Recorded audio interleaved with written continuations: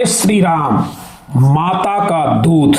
आइए हम इस कथामृत का रसपान करते हैं। यह कथा हमारे आराध्य हनुमान जी से संबंध रखती है। भगवान श्री राम अपने प्राण प्रिय भाई भरत से मिलने के लिए अधीर हो रहे थे। युद्ध समाप्त हो चुका था।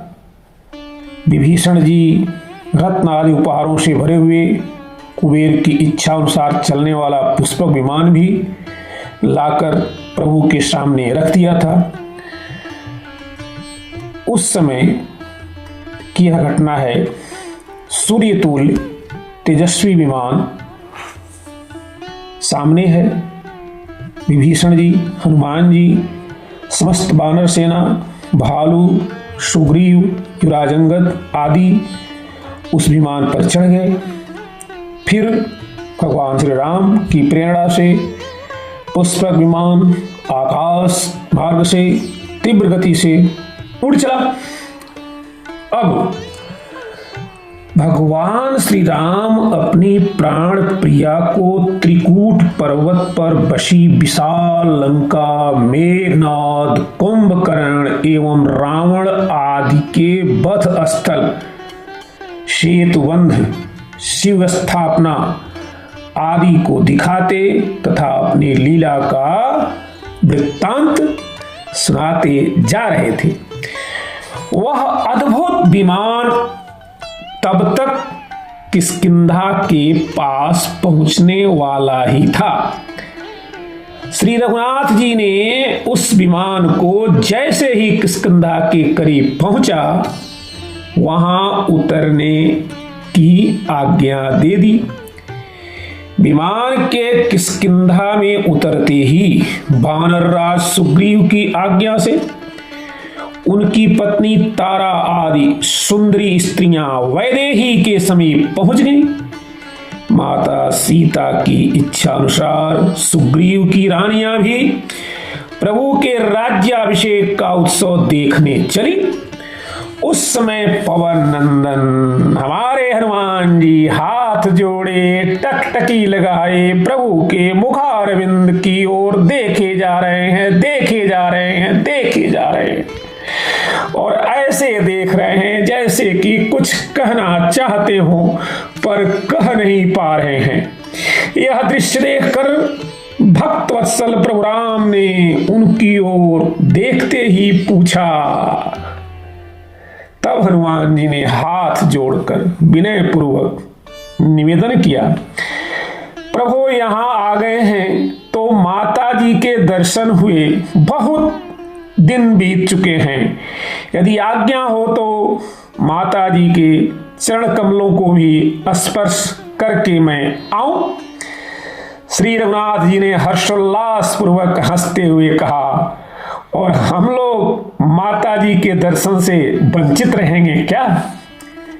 प्रभु की आज्ञा से विमान अब अयोध्या पथ से हटकर कांचनगिरी के लिए उड़ चला। वहां पर विमान के उतरते ही हनुमान जी के साथ स्वयं जगजननी जानकी और परम प्रभु श्री राम सबके सब साथ उतर पड़े। हनुमान जी के साथ निखिल भुवनपति जगतधात्री जगत जननी मां सीता के सहित सौमित्र, लक्ष्मण तथा वानर भालुओं का विशाल समुदाय और वानर पत्नियों के साथ विभीषण की पत्नियां हनुमान जी की जननी अंजना के दर्शनार्थ चल पड़ी। माता का दर्शन होते ही हनुमान जी दौड़कर अबोध शिशु की भांति माता के चरणों में गिर पड़े। हनुमान जी का कंठ अवरुद्ध सा हो गया था। नेत्रों से आंसू की जलधारा बह रही थी। हनुमान जी बड़ी कठिनाई से कहे, मां मां। माता अंजना को उनका लाल, उनका प्राणखंड कितने दिनों बाद मिला था।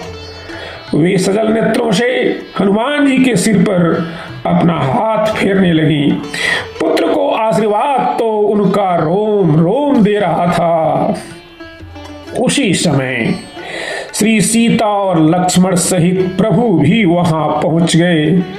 मां, ये मेरे प्राणनाथ प्रभु और ये माता जानकी तथा ये सौमित्र लक्ष्मण जी हैं। हनुमान जी ने उनका परिचय दिया। अंजना के मुख उनको देखे जा रहे थे और माता जी अपने सुख सौभाग्य को मन ही मन सराह रही थी। वाह, मेरे सौभाग्य का क्या कहना। स्वयं परम प्रभु चलकर हमारे द्वार पर पधारे। देवी अंजना उनके चरणों में गिरने ही जा रही थी कि श्री रघुनाथ जी ने अपने पिता का नाम लेते हुए उनके चरणों को स्पर्श कर उन्हें प्रेम पूर्वक बैठाया।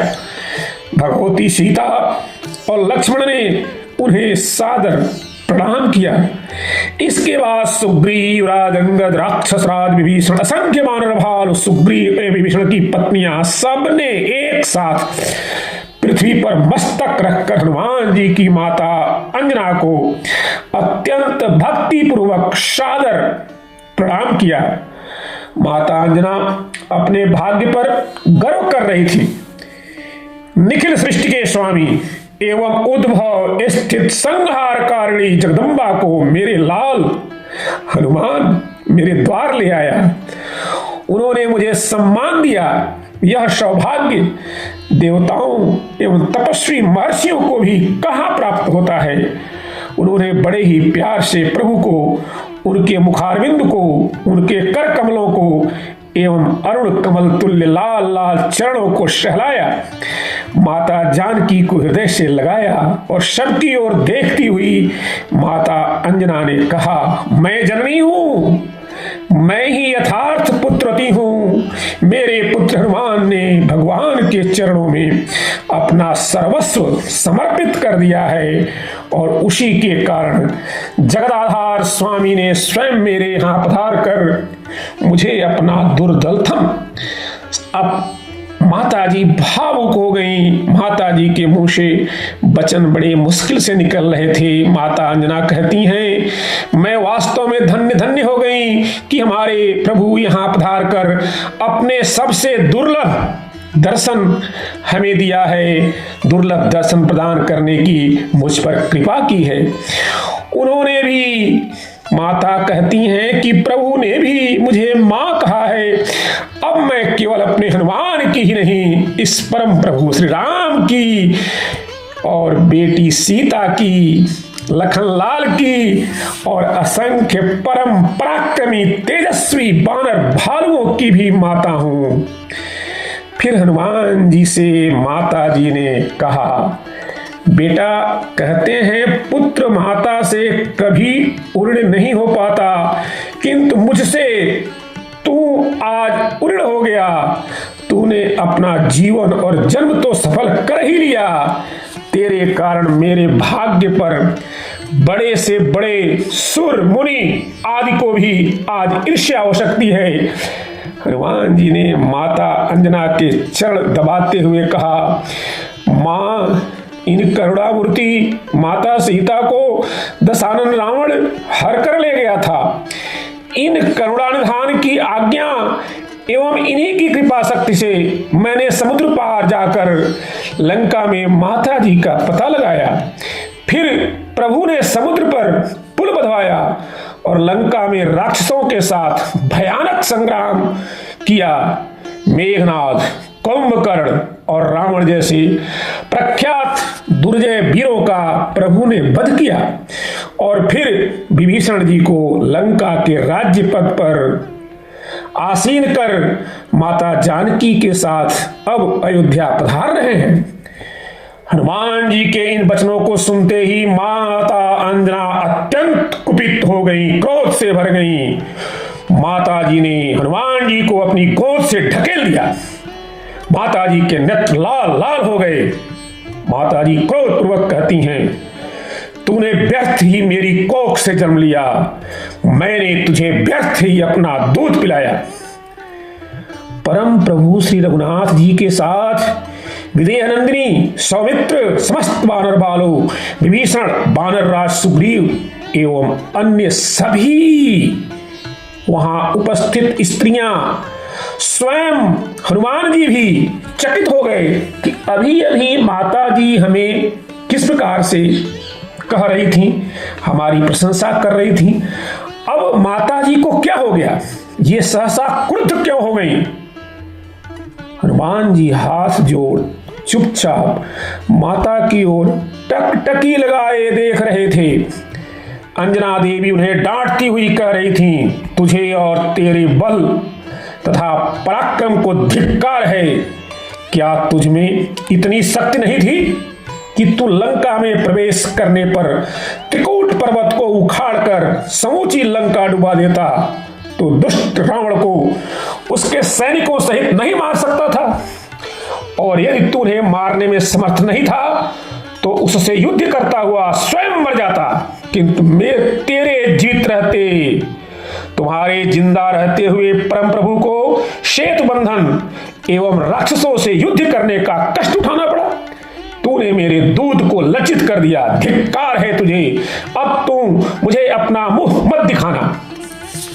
माता अंजना क्रोध से कांप रही थी। हाथ जोड़े हनुमान जी ने कहा, मां, मैंने तेरे दूध को कभी लज्जित नहीं किया और न भविष्य में तेरे महिमा में दूध को कभी आंच ही आने दूंगा। यदि मैं स्वतंत्र होता तो लंका क्या, इच्छा होने पर संपूर्ण ब्रह्मांड को क्षणार्ध में एक क्षण के आधवें हिस्से में ही पीस कर रख देता, राक्षसों को मच्छर की तरह मसल कर मार डालता और उसी समय माता जानकी को प्रभु के चरणों में पहुंचा देता। किंतु जगत जननी जानकी का पता लगाने के लिए समुद्र पार जाते समय मेरे नायक जामवंत जी ने मुझे आदेश दिया था कि तुम केवल माता सीता को देख कर आना, उनका कुशल समाचार लेकर लौट आना। हनुमान जी ने महामतिवान जामवंत जी की ओर देखकर कहा। वहीं जामवंत जी भी थे हाथ जोड़े खड़े। मां, तुम चाहो तो जामवंत जी से पूछ लो, मैं यदि इनकी आज्ञा का उल्लंघन कर देता तो स्वामी की परम पवित्र लीला एवं कीर्ति में व्यवधान पड़ जाता। मैं तो अपने प्रभु की सेवा के लिए केवल उनकी आज्ञा पालन करना ही अपना प्रमुख कर्तव्य मानता हूं। जामवंत जी ने हाथ जोड़कर विनयपूर्वक कहा, माता जी, हनुमान सत्य कह रहे हैं। आपके दूध के प्रताप से इनके लिए कुछ भी असंभव नहीं है, किंतु ये मनमानी करते तो प्रभु के यश का विस्तार कैसे हो पाता। श्री रघुनाथ जी जाम्बवान जी के वचन का अनुमोदन किया। तब माता अंजना का क्रोध धीरे धीरे शांत हुआ। उन्होंने शांत होकर कहा, अरे बेटा, यह सब मैं नहीं जानती थी। मुझे आश्चर्य हुआ कि मैंने जिस हनुमान को अपना दूध पिलाकर पाला है वह इतना कायर कैसे हो सकता है। उसके रहते जगदाधार स्वामी को कष्ट उठाना पड़े। माता अंजना के द्वारा बार बार अपने दूध की प्रशंसा से लक्ष्मण जी घबरा गए। लक्ष्मण जी ने इस बात को अतिशयोक्ति माना। माता अंजना ने उनके मुख के भाव को, लक्ष्मण जी के मुख के भावों को ताड़ लिया और देखकर अनुमान कर लिया कि लखनलाल को मेरी बातों पर संदेह हो रहा है। उन्होंने कहा, लखनलाल, आप समझ रहे हैं कि यह बुढ़िया बार बार अपने दूध का क्या गुणगान कर रही है, पर मेरा दूध असाधारण है, आप स्वयं देख लीजिए। माता अंजना ने अपने स्तन को दबाकर, उसी समय माता अंजना ने अपने एक स्तन को दबाकर, और जैसे ही माता जी ने अपने स्तन को दबाया, दूध की एक धार निकली और पास पड़े पर्वत शिखर पर वह धार गिरती है।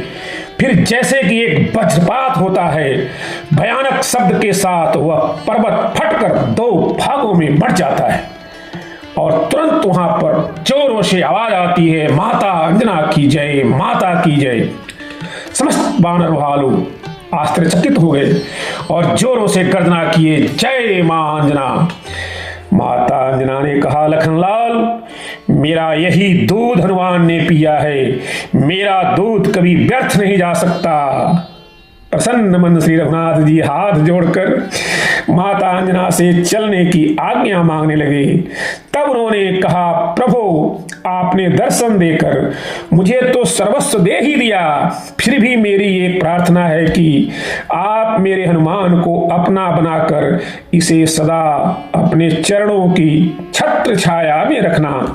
हनुमान जी ने माता के चरणों पर सिर रखा तो माता जी ने आशीर्वाद देते हुए कहा, बेटा तू सदा निष्कपट भाव से अत्यंत श्रद्धा भक्ति पूर्वक प्रभु श्री राम एवं माता जगत जननी जानकी की सेवा में रहना। माता अंजना की जय। चारों तरफ माता अंजना की जयकार हो रही थी और फिर सभी लोग उस पुष्पक विमान में चढ़कर तीव्र गति से अयोध्या की ओर उड़ चले। जय श्री राम, जय हनुमान।